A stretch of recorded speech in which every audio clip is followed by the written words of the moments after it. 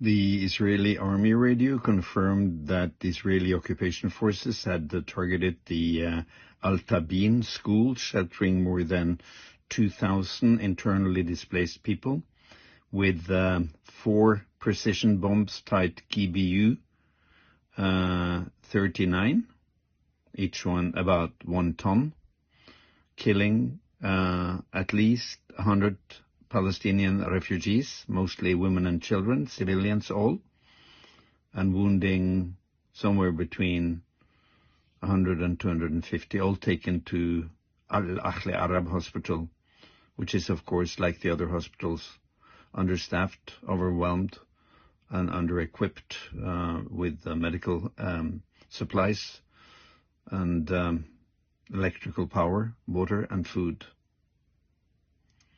The massacre took place in the early morning during morning prayer. The Israeli occupation army claimed they were hitting people from the resistance, which has not been proven.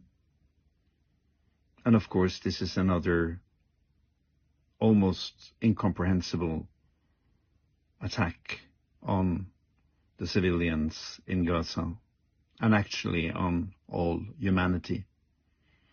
And people are so desperate to bury their martyrs, their killed ones.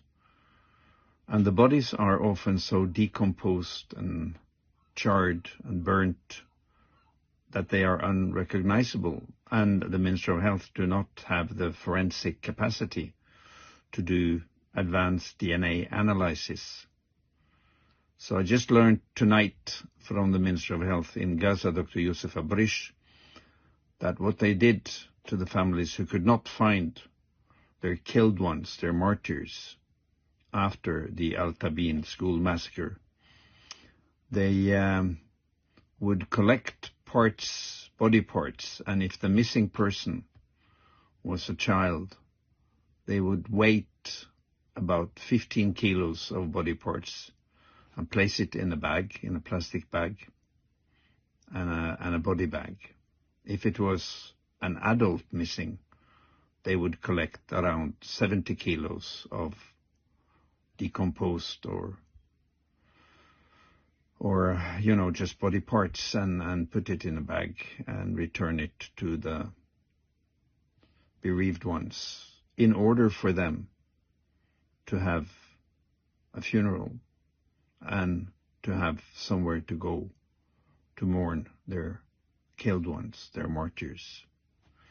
And I will just show you the picture that I got from the Minister of Health of these bags.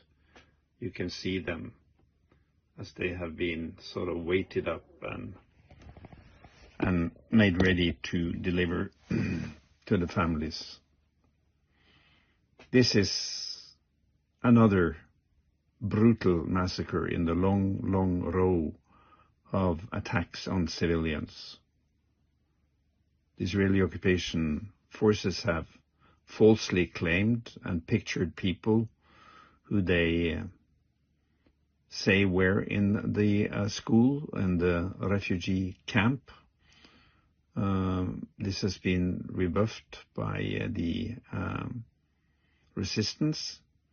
And even if there were a number of resistance fighters among the 2,000 refugees, the Geneva Convention is crystal clear. It's the precaution, proportionality, and distinction principles. If a military target is a mixed military-civilian target, the civilian protection takes priority over the military gain. And even if there were some militants in that school, they would not have legal cover to bomb it with 4,000 kilos of explosives with precise missiles and killing more than 100 innocent civilians. Israel is a rogue state. Israel is not following any laws.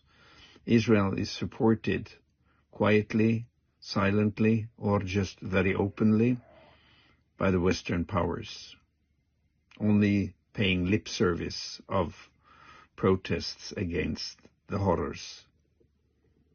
we need to step up even more our solidarity activities. We need to demand from our governments to impose tough sanctions, divest all funding of Israeli stocks, sell out all Israeli stocks in companies in Israel supporting the genocide, and also sell out all stocks in international companies who directly or indirectly support the occupation, the colonial expansion on the West Bank, and the ongoing genocide in Gaza.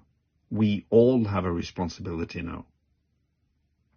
We cannot sleep, we cannot rest until the people of Gaza has a lasting ceasefire and the people of Palestine have a just solution and a free Palestine.